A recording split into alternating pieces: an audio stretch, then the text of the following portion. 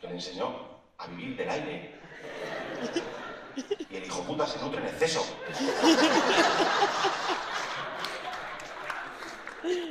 Esta tía es una crack.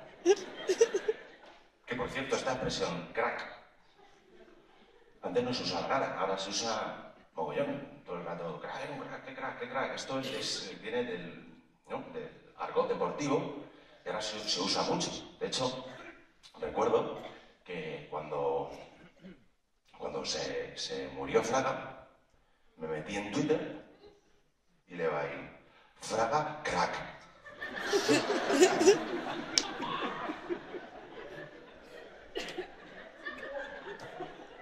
Y digo, nada, este se ha caído un cocotero.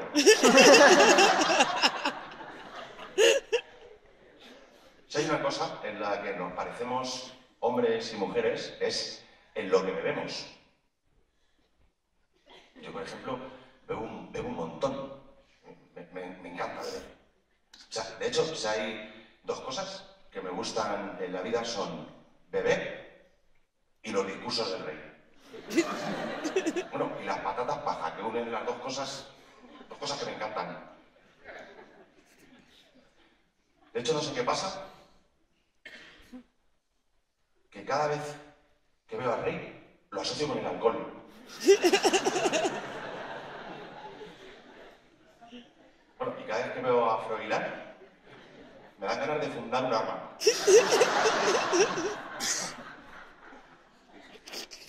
Y cada vez que veo Urdangarín, me dan ganas de hacerme un simpa.